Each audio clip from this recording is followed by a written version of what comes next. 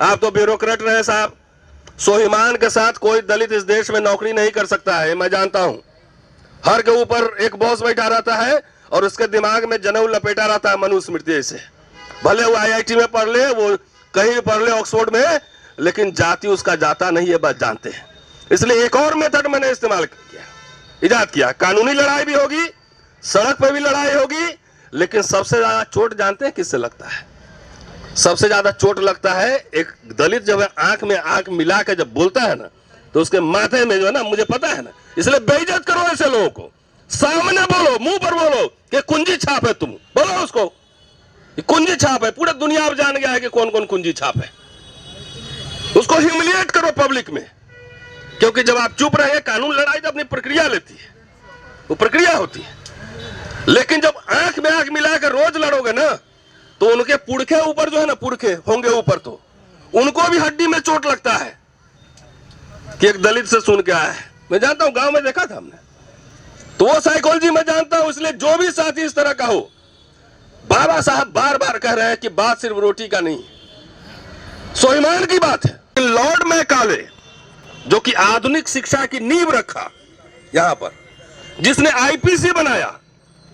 IPC मतलब equality before law. एक crime के लिए ब्राह्मण को भी वही सजा, शूद्र को भी वही सजा होगी, इवन अंग्रेज को भी वही सजा होगी।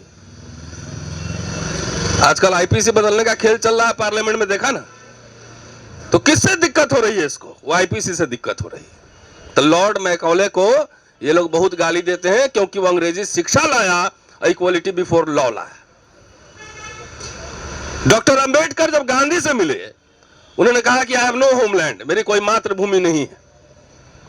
और यह भी कहा कि कोई भी आत्मसम्मानित दलित इस देश पे गर्व नहीं करेगा। यह बात सही, आज भी सही है। उसका कारण बता रहा हूं।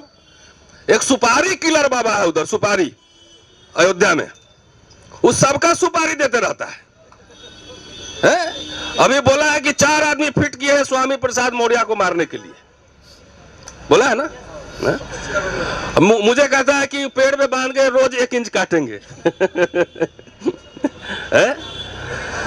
वो राजेंद्र पाल गौतम के खिलाफ बोलता है कि इसको सुपारी दे रहा है, उस पे वो सरकार, उसकी नजर वहां पर नहीं जाती है।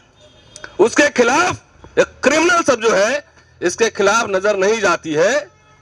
लेकिन हम खाली आ भी भर दे तो तुम्हारी भावना आहत हो जाती है। तुम्हारी भावना का ठेका हमने नहीं लिया है। बोलते रहेंगे, और हम क्या बोलेंगे? हमारे से पहले फूले और डॉक्टर अंबेडकर से नया मैं क्या बोलूंगा? पेरियार से नया मैं क्या बोलूंगा? मैं नया नहीं बोल सकता। जो बोल रहे थे वही बात रिपीट कर रहा हूं, तो मुझसे भावना आहत हो जाती है।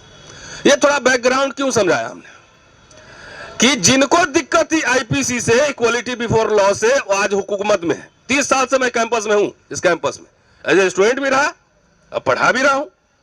10 साल में जो स्थिति खराब हुई है, बदतर हुई है। आप देख लीजिए, पूरा कैंपस में हर जगह घेराबंदी हो गया है। बड़े बड़े लोहे के जंगले लग रहे हैं। हम लोग पूरा पैदल घूमते थे, वाइस चांसलर साहब भी चलते चलते मिल जाते थे। हर जगह घेराबंदी हो रही है। इतनी बदतर स्थिति कभी नहीं थी।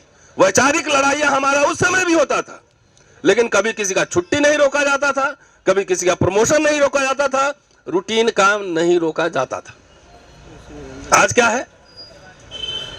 अब तो प्रोफेसर की बात करके गए। मैं तो कह रहा हूं, यहां पे 80% प्रिंसिपल का अगर आप मार्कशीट चेक करा दो और राइटिंग चेक करा दो, 80% प्रिंसिपल जेल में जाएगा, जेल में 80%। हमारे ही कॉलेज के प्रिंसिपल, कैसे प्रिंसिपल बनी है, कौन से पॉइंट्स जोड़े हैं, कौन से लेख हैं, कौन से आर्टिकल हैं, पूरे दुनिया को नहीं पता है, पूरे किसी को नहीं पता है। अरे भाई, मैं लिखता हूं तो मेरी किताबें जाके देखो, अमेज़न पर टाइप करो ना, और दुनिया के किसी कमिटी से चेक करा लो। तुम छुपा के क्यों रखे हो? क्योंकि मैं जानता हूं कि तू फर्जी है, मैं जानता हूं कि सविता राय बदमाश है। इसलिए कि 500 मीटर है हमारे कॉलेज में और दौलत राम कॉलेज की दूरी, 500 मीटर। यहां पे कोई और कानून है और वहां पे कोई और कानून है। मतलब विदेश हमको लेक्चर देने जाना है तो दिल्ली पुलिस के भाई लोग को दिक्कत हो रही है। तो सुन लीजिए, इस मन से कह रहा हूं कि न्यायालय में मुझे भरोसा है, संविधान में भी भरोसा है, सड़क पर भी भरोसा है। सड़क पे भी लड़ेंगे और जो आईओ उसमें शामिल है उसको कोर्ट से सजा भी दिलवाएंगे, चाहे सुप्रीम कोर्ट तक क्यों नहीं लड़ना पड़े, क्योंकि उनकी वजह से ये यूनिवर्सिटी वाइस चांसलर और प्रिंसिपल प्ली ले रहा है, छुट्टी भी नहीं दे रहा है पढ़ने के लिए। ये अनपढ़ों की जमात बनाना चाहता है विश्वविद्यालय। मैं 5 साल से छुट्टी मांग रहा हूं कि मुझे किताब छापना है, किताब लिखना है, एडिटिंग करना है, छुट्टी नहीं मिल रहा है। लेक्चर देने के लिए बाहर परमिशन नहीं है, प्रमोशन नहीं है। मैं जानता हूं कि यह सब घटना नहीं संकेत है कि आप मनुस्मृति को मानते हैं और आपने मनुस्मृति लागू किया हुआ है। लेकिन एक बात है टिकैत साहब, हम लोग जो आवाज उठा रहे हैं ना, ये ना समझ ले कि आवाज जा नहीं रही है। अभी हरियाणा में ही एक कोई मीना आईपीएस ऑफिसर है, अपने बॉस के खिलाफ चिट्ठी लिखा है। जम्मू में एक आईएएस ऑफिसर ने अपने बॉस के खिलाफ चिट्ठी लिखा है। अब ये विद्रोह जो है, ये संविधान बनाम मनुस्मृति की लड़ाई है। ये मनुस्मृति के खिलाफ विद्रोह शुरू हो गया है। यहाँ बैठे रहिए, चिंगारी भर गई रहा, प्रमोशन तो होते रहेगा, उसकी परवाह कौन कर रहा है। मुझे लिखने पढ़ने सोचने बोलने से क्यों तुम रोक सकते हो क्या? ये नहीं रोक सकते हो। अब तुम प्रोफेसर रहोगे, बाउंड्री के कॉलेज बाउंड्री के बाहर निकलोगे तो रिक्शा वाला भी नहीं जानता भाई हमारा रिक्शा वाला, ये तुम्हारी पहचान है। हम लोग चलते फिरते जहां जाते हैं, एकेडमिक सेमिनार में, पॉलिटिकल सेमिनार में, हर जगह लोग पहचान लेते हैं। तो ये अनपढ़ों की जमात बना रहा है और इसलिए दिक्कत हो रही यूनिवर्सिटी में। एक बात और मैं बताता हूं कि अब क्लासरूम का कॉम्पोजिशन बदल गया है। SC ST OBC भी सब आ रहे हैं इसमें, सब तरह के काले पीले नीले सब तरह के बच्चे दिख रहे हैं। हमारे जैसे काले भी दिख रहे हैं, टिकैत साहब जैसे गोरे बच्चे भी दिख रहे हैं। तो इनको मरोड़ जो है दिक्कत है, इनसे हो रही है कि अब ये बच्चा सब कॉलेज में आना शुरू हो गया, इनसे दिक्कत हो रही है कि अभी तो एक रतन लाल है, एक रितु सिंह है, और ये सैकड़ों की जो संख्या में जब आएंगे लोग सवाल खड़े करने। देखिए, सवाल मेरी व्यक्तिगत लड़ाई नहीं है उनसे, उनका भी व्यक्तिगत नहीं है। बाबा साहब ने कहा था कि भारत का इतिहास और कुछ नहीं है, ये ब्राह्मण धर्म और बौद्ध धर्म में लड़ाई का इतिहास है, और ये अभी लागू है, चल रहा है। वो मैं देख सकता हूं दिल्ली के हाट में, दिल्ली विश्वविद्यालय में जब ये सब चल रहा है, show me your caste I will show you the rules. संप्रदायवाद और जातिवाद दोनों एक सिक्के के पहलू हैं। अब पुलिस वाला लोग भी क्या करें, इनके अपने बॉसेस का जो है सलाम बजाना पड़ता है। अभी एक और केस हुआ इलाहाबाद यूनिवर्सिटी में, उसमें ही भावना हाथ है। अरे अपना सुधारो ना, जिस धर्म में जिस आस्था में विश्वास करते हो। तुम्हारा पुराण ही पढ़ के बता दूंगा तो उसमें भी तुम्हारी आस्था जो है ठेस लग जाएगी। पुराण में क्या क्या लिखा है पढ़ के बताऊं, वीडियो बनाऊं? तो क्यों ये लड़ाई इसलिए हो रही है कि वो देखना चाहते हैं कि ऐसे समाज के लोग जो आए नजर झुका के रहे, सवाल न करें कि जो विश्वविद्यालयों में और देश में जो हो रहा है वो क्यों हो रहा है।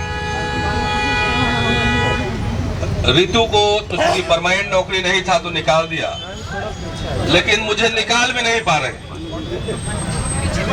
वो गले की हड्डी जो है मैं बना हूं, निकाल भी नहीं पा रहे हैं। लेकिन निकालने के अलावा जो कुछ भी करना चाहते हैं कर सकते हैं, वो सब कर रहे हैं। और जब कोई हथियार काम नहीं कर रहा है तो आपने सुना ही होगा महिषासुर मर्दिनी की कहानी।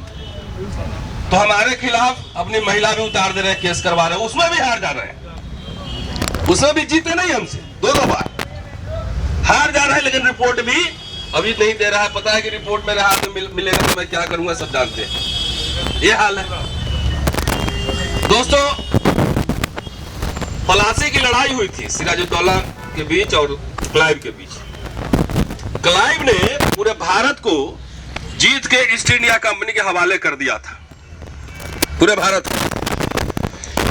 कभी जितना दक्षिणपंथी है, जितना कहता है अपने आप को राइट विंगर्स, संघी, और ये कभी देखे रॉबर्ट क्लाइव को कभी गाली देते हुए, नाम लेते हुए?